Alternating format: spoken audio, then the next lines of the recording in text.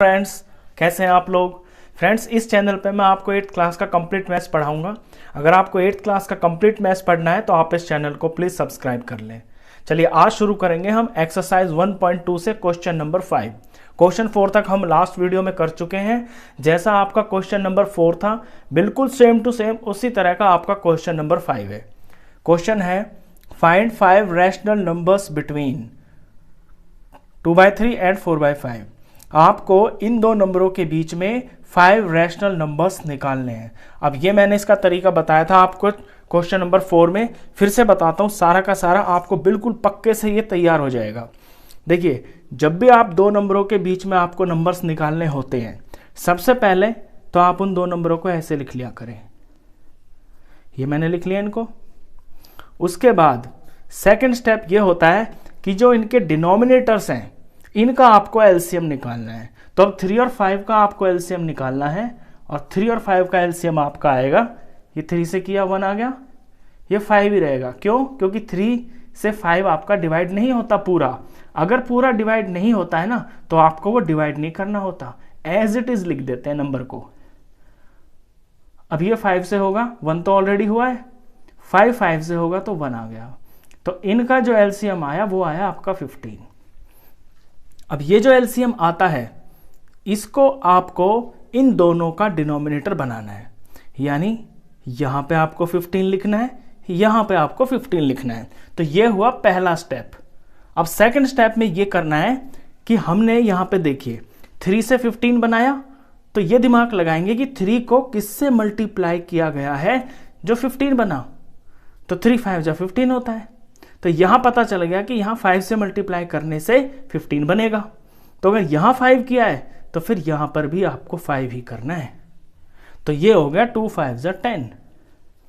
अब जो ये किया है सेम टू सेम वो नीचे करना है, लेकिन नीचे यहां पे 5 है। तो आप 5 का टेबल पढ़ेंगे और ये देखेंगे कि 5 के कितने टेबल पे 15 आया है। तो यहां 5 3 जा 15 होता है। तो यहां 3 पता चल गया, तो आपको ऊपर भी 3 बनाना होगा। तो 3 से मल्टीप्लाई करेंगे तो 4 3 जा 12। और इन्हें बोलते हैं इक्विवेलेंट फ्रैक्शंस। इक्विवेलेंट फ्रैक्शंस आप 6th क्लास में सीख चुके हैं। उसमें होता क्या है कि सिंपल अपने फ्रैक्शन को ऊपर नीचे सेम नंबर से मल्टीप्लाई कर देते हैं, तो वो चीज़ ना उसके बराबर ही होती है। फॉर एग्जाम्पल, आपका कोई 3 नंबर का टेस्ट हुआ, उसमें 2 नंबर आए, और किसी बच्चे का 15 नंबर का टेस्ट हुआ, उसके उसमें 10 नंबर आए। तो ये नहीं कह सकते कि जिसके 3 में से 2 आए हैं उसके कम है। नहीं, ये दोनों के दोनों आपके बराबर ही हैं, क्योंकि दूसरे वाले बच्चे का पेपर भी तो बड़ा था ना। तो इक्वल है ये। जब इसको काटेंगे हम, तो ये कट के ऊपर 2 ही आ जाएगा और ये नीचे 3 आ जाएगा। तो इन सवालों में सबसे पहले आपका पर्पस ये होता है कि आपको इक्विवेलेंट फ्रैक्शन बनाना होता है, और वो नीचे के डिनोमिनेटर सेम करने होते हैं। इसके बाद थर्ड स्टेप में ये होगा कि अब आप ये देखें, नीचे का तो सेम हो गया, ऊपर के नंबर पे ध्यान दें। ऊपर है आपका 10 और 12। अब 10 और 12 के बीच में आपको 5 रैशनल नंबर्स निकालने हैं, लेकिन ये तो इम्पॉसिबल है। 10 और 12 के बीच में तो सिर्फ एक आता है 11। तो हमारे 5 नंबर तो नहीं बन रहे। तो क्या करते हैं, अपने इन दोनों फ्रैक्शंस को हम अपनी तरफ से और बड़ा कर लेते हैं। और बड़ा करने का मतलब है किसी एक ही नंबर से दोनों को मल्टीप्लाई कर लेते हैं, और इस तरह से करते हैं ताकि ऊपर ऐसे नंबर आ जाएं ताकि हमें जितने नंबर चाहिए ना, उतने तो हमारे बन जाने चाहिए। फॉर एग्जाम्पल, मैं इन दोनों को 5 से मल्टीप्लाई कर लेता हूं, ऊपर वाले फ्रैक्शन को भी और नीचे को भी। तो अब होगा क्या, देखो नीचे नीचे तो सेम बनेंगे ही बनेंगे। 15 5 जा 75, 15 5 जा 75, ये नीचे बनने ही चाहिए सेम। ऊपर क्या होगा, 10 5 जा 50 और 12 5 जा 60। तो क्या हुआ कि मेरे ऊपर के जो नंबर्स हैं ना, वो थोड़े और बड़े हो गए। अब मैं देखूंगा कि 50 और 60 के बीच में मुझे 5 नंबर चाहिए। तो 50 और 60 के बीच में तो 5 नंबर्स आ रहे हैं। ये आ रहे हैं आपका 51 52 से लेके 59 तक। तो इनमें से मैं कोई भी अपने 5 नंबर लिख दूंगा, वो मेरा आंसर। तो चलिए इनमें से कोई भी लिख देते हैं। तो आंसर में आप लिख दें 51 और नीचे वाली चीज जो डिनोमिनेटर है ये आपको जरूर लगाना है। 52/75, 53/75, 54/75, 55/75।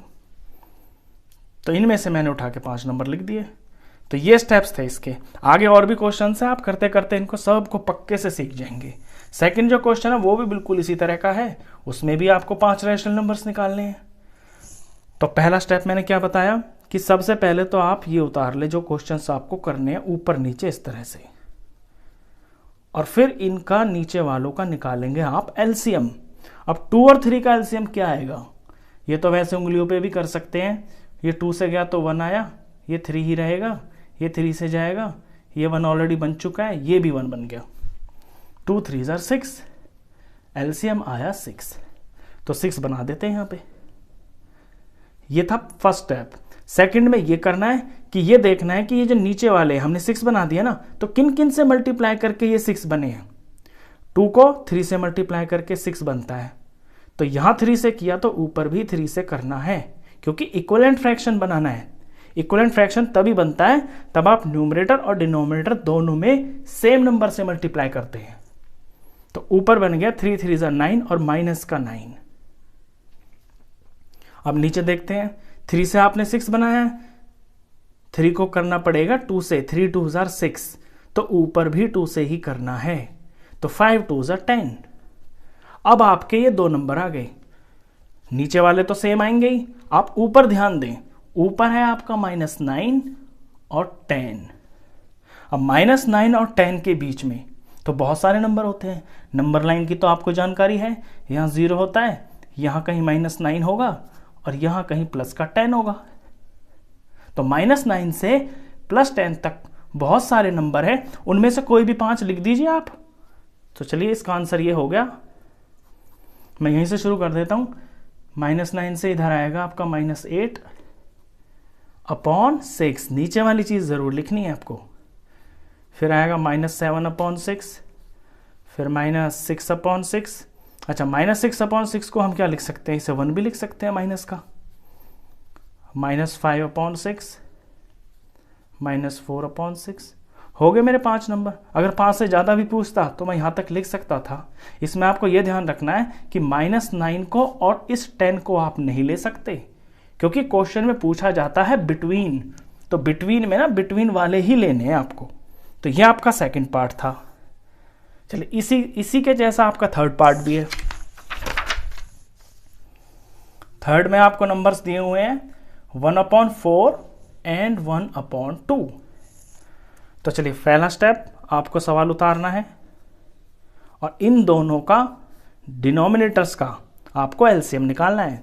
तो 4 और 2 का एलसीएम, वैसे तो 4 2 are 8 होता है, लेकिन ये दोनों के दोनों जो है 4 के टेबल में आते हैं। एलसीएम आपको किसी भी तरह की अगर शंका हो तो आप निकाल लिया करें। कभी कभी बच्चे जो है ना ओरली गलत निकाल देते हैं, तो 2 से शुरू करते हैं प्राइम फैक्टर्स निकालना हमेशा। अब 4 तो 2 से हो रहा है, 2 आ गया। ये 2 से हो रहा है, 1 आ गया। ये 2 आपका 2 से हो रहा है, 1 आ गया, और ये तो 1 है ही। तो जो इस तरफ आते हैं इनको मल्टीप्लाई करके आपका एलसीएम आ जाता है। तो 2 2 are 4। तो ये है पहला स्टेप कि आपको एलसीएम निकालना है और इनके नीचे ये एलसीएम ही भरना है। अब सेकंड स्टेप में ये देखना है कि डिनोमिनेटर्स को किस किस से मल्टीप्लाई करके आपका ये 4 आया। तो यहाँ तो 4 है, 4 1s are 4, 1 से ही करके 4 आता है, तो यहाँ भी 1 से ही करना है। तो 1 1s are 1। अब इसे देखते हैं, 2 को किससे मल्टीप्लाई करके 4 आएगा, 2 से। 2 2s are 4, तो ऊपर भी आपको 2 से ही करना है। 2 1s are 2। अब ये तो हो गए इक्वल नीचे के। अब ऊपर वाले नंबरों पे ध्यान दें आप, ऊपर है 1 और 2। अब 1 और 2 के बीच में आपको 5 रैशनल नंबर निकालने हैं, लेकिन यहां तो 1 और 2 के बीच में आपको कुछ नहीं दिखाई दे रहा। तो अब फिर क्या करते हैं, हम अपनी तरफ से इनको बढ़ा लेते हैं, किसी सेम नंबर से ऊपर नीचे मल्टीप्लाई करके इन्हें थोड़ा और एनलार्ज कर लेते हैं। अब वो नंबर आप कोई भी ले सकते हैं। मैं इस बार 10 ले लेता हूं। मैंने 10 से कर लिया। तो ये आया 10/40। तो मुझे यहां भी 10 से ही करना है, तो ये आएगा 20/40। देखिए मैंने 10 से क्यों लिया, क्योंकि मैंने अपने दिमाग में ये आइडिया लगा लिया कि मैं अगर 10 से करूंगा तो यहाँ 10 बनेगा, यहाँ 20 बनेगा, और 10 और 20 के बीच में 8-9 नंबर होते हैं, तो उनमें से मेरे 5 लिख दूंगा मैं। अगर मैं यहाँ पे 5 से कर देता तो यहाँ 5 1s are 5 आता, और यहाँ 5 2s are 10 आता, और 5 के और 10 के बीच में आपके पूरे 5 नंबर नहीं बन पाते, क्योंकि 6 7 8 और 9 4 ही रहते ना। तो ये चीज ना आप अपनी तरफ से ध्यान में रख के बड़ी समझदारी से कर सकते हैं। तो 10 और 20 आ गया अब ऊपर, और 10 और 20 के बीच में तो आपके 5 नंबर आ जाएंगे। 11 है, 12 है, यहाँ से लेके 19 तक के नंबर हैं आपके, इनमें से कोई भी 5 लिख देंगे आप अपने आंसर में।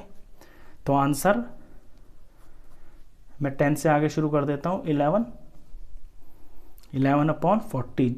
जो चीज़ नीचे है वो ज़रूर लिखनी है, क्योंकि ये आपके फ्रैक्शनल नंबर्स हैं ना, ये रैशनल नंबर्स।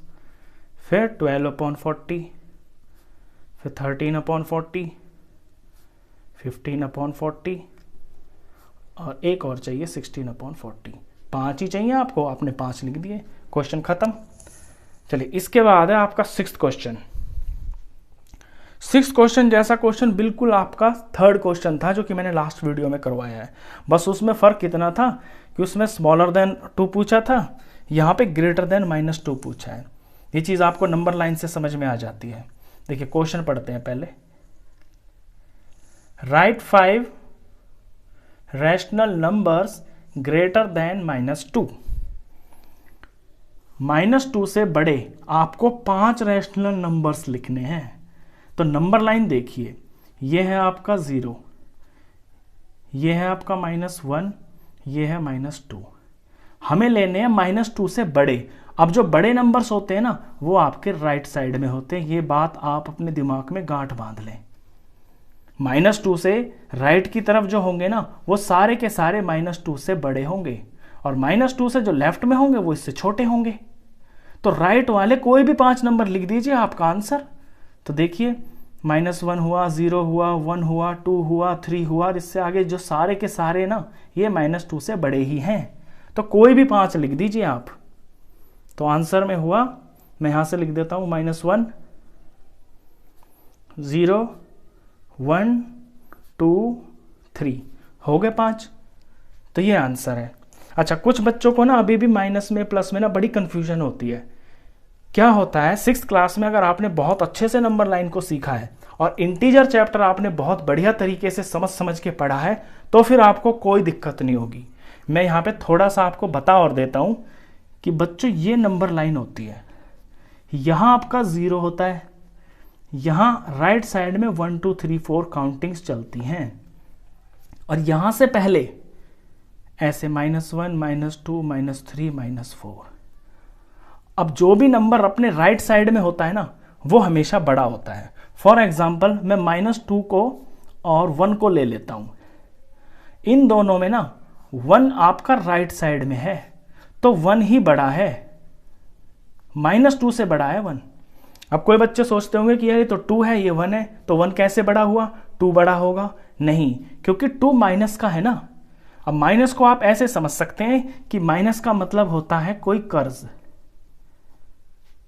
और प्लस को ऐसे समझ सकते हैं कि जैसे कोई वो अपनी चीज है, और 0 को मतलब है कि ना तो उस बच्चे के ऊपर कोई कर्ज है और ना उसके पास खुद का अपना कोई सामान है। अब यही इस चीज को देखिए, कोई ऐसा बच्चा है जिसने 2 रुपए कर्ज ले रखे हैं, और कोई एक बच्चा है जिसके खुद के पास अपने 1 रुपए हैं, तो उन दोनों में कौन ज्यादा बढ़िया है, जिसके पास अपने 1 रुपए है या जिसने 2 रुपए किसी से उधार ले रखे हैं। जिसके खुद के पास अपना 1 रुपया है वो तो उधार वाले से भी बढ़िया है ना। तो इसलिए पॉजिटिव वाले नंबर जो होते हैं वो बड़े होते हैं। और माइनस में भी एग्जांपल बताता हूं आपको, देखिए ये 2 बच्चे लीजिए आप, -5 और -2। अब एक बच्चा ऐसा है जिसने 5 रुपए उधार ले रखे हैं, वो थोड़ा ज्यादा गरीब है। एक बच्चा ऐसा है जिसने 2 रुपए उधार ले रखे हैं। माइनस का मतलब हो गया कर्ज, कर्ज मतलब उधार। तो इन दोनों में कौन ज्यादा बड़ा है, बड़ा वो है ना जिसने कम कर्जा ले रखा है, वो ज़्यादा कर्जा वाले से ज़्यादा अमीर है।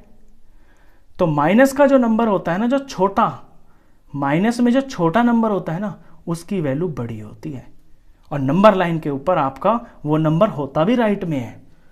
तो हमेशा आप इस नंबर लाइन की जो तस्वीर है वो अपने दिमाग में रखें, तो वहीं से पता चल जाएगा आपको कि कौन नंबर किससे बड़ा है।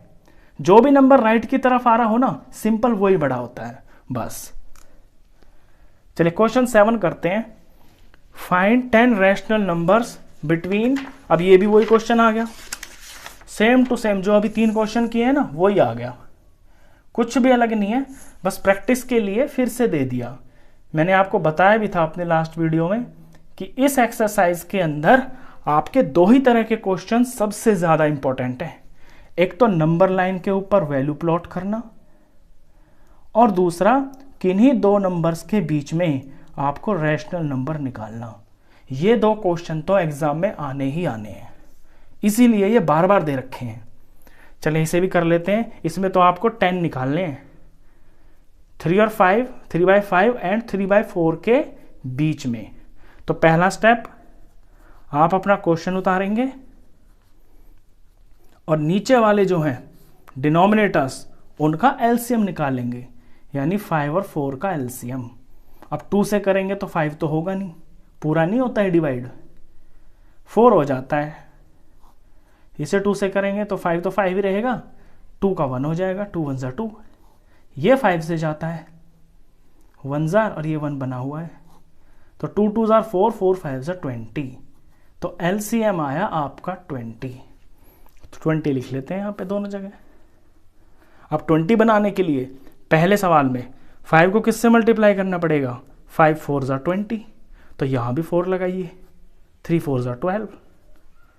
दूसरे में 4 को किससे मल्टीप्लाई करें जो 20 आए, 4 5 जार 20, तो यहां भी 5 लगाइए, तो यहां 5 3 जार 15 हो गया। तो इस तरह से 12 और 15 आ गए आपके ऊपर। नीचे तो सेम रहेगा ही, नीचे से हमें कोई मतलब नहीं है, नीचे बस टारगेट होता है हमारा उसको सेम बनाना। हमारा सारा फोकस होता है कि ऊपर वाले नंबर ऐसे आए जिनके बीच में हमें उतने नंबर मिल जाए जितने क्वेश्चन पूछ रहा है। अब 12 और 15 है, अब 12 और 15 के बीच में तो सिर्फ 13 आता है और 14 आता है, इससे ज़्यादा तो है ही नहीं। तो क्या करेंगे, अपने इन फ्रैक्शंस को थोड़ा और एनलार्ज कर लेंगे। जैसे हम रबड़ बैंड को खींच लेते हैं ना अपनी ज़रूरत के हिसाब से, उसी तरह से हम रैशनल नंबर्स को भी खींचकर बड़ा कर सकते हैं, उन्हें एनलार्ज कर सकते हैं। करना सिर्फ इतना होता है कि उनको किसी सेम नंबर से ऊपर नीचे मल्टीप्लाई कर देते हैं बस। तो मैंने यहां पे दिमाग लगाया कि अगर मैं इनको 10 से कर देता हूं तो यहां 120 हो जाएगा, यहां 150 हो जाएगा, और 120 के और 150 के बीच में मेरे बहुत सारे नंबर आ जाएंगे, उनमें से मैं कोई भी 10 लिख दूंगा। तो मैं 10 से ही कर देता हूं इसको। तो 120 तो ऊपर हो गया, नीचे 200, यहां 10 से किया इसको एनलार्ज, तो ये 150 हो गया, ये 200 हो गया। अब नीचे तो सेम आएगा ही आएगा, और नीचे सेम आना भी चाहिए, वो तो शुरू में ही आपको सेम करना होता है, तभी वो जो नंबर ना आपके उनके बीच में निकाल सकते हैं आप। अब 120 और 150 के बीच में तो कम से कम आपके 25 27 28 नंबर आ रहे हैं, बहुत ज़्यादा। उनमें से सिर्फ 10 लिखने हैं आपको। तो आंसर में लिख देंगे हम 120 से अगला आएगा आपका 121, और 149 तक के ये नंबर, इनमें से मतलब 121 से लेके और 149 तक, इनमें से कोई भी 10 लिख सकते हैं आप, और इनके नीचे आपको 200 जरूर लगाना होगा। तो चलिए 121 से शुरू कर देते हैं। 121 upon 200, 122 upon 200, 123 upon 200, 124 upon 200, 125 upon 200, 5 हो गए, 5 और लिख देते हैं। 126 अपॉन 200, 127 अपॉन 200, 128 अपॉन 200, 129 अपॉन 200, और ये लास्ट का हो गया 130 अपॉन 200। ये मेरे 10 नंबर आ गए। अब इसमें एक चीज़ और आप बच्चों ध्यान रखना कि ऐसा कोई रूल नहीं है कि आप 10 से ही करें या 5 से ही करें। अगर आप इसको 8 से भी करते हैं ना यहाँ पे, तो 12 8 जार कुछ आता नंबर, 12 8 जार आपका 96 आता, और यहाँ इसको 12 से करते, 15 को 12 से करते, तो कुछ जो नंबर भी आता वो आपका उनके बीच में भी आपके जो हैं 10 नंबर निकल आते। तो ये वाली जो चीज़ होती है ना, जब हम इन्हें एनलार्ज करते हैं, ये हम उस हिसाब से कर लेते हैं कि हमारा काम बन जाए बस। क्यों? ये मैं इसलिए बता रहा हूँ आपको, क्योंकि आपकी बुक के पीछे ना हो सकता है ये वाले आंसर ना लिखे हों। बच्चे सोचे कि यार ये तो सर ने तो ये आंसर करवाए हैं और बुक में तो कुछ और लिखा हुआ है, तो यानी कि या तो बुक गलत है या सर गलत है। नहीं, दोनों ही ठीक है, क्योंकि हो सकता है बुक वाले ने यहाँ 10 की जगह 11 ले लिया हो, या 10 की जगह 9 ले लिया हो, या 8 ले लिया हो, तो फिर नंबर कुछ और आ जाएंगे इस वजह से। तो चलिए, ये 7वां क्वेश्चन था आपका, ये एक्सरसाइज का लास्ट क्वेश्चन था। आई होप आपके सारे क्वेश्चंस बहुत अच्छे से समझ में आए होंगे। ये चैप्टर आपका कंप्लीट हो गया है। अगर अच्छा लगा हो आपको ये लेक्चर, ये वीडियोस आपको अच्छे लग रहे हो, तो इस चैनल को प्लीज़ सब्सक्राइब करें। Thank you.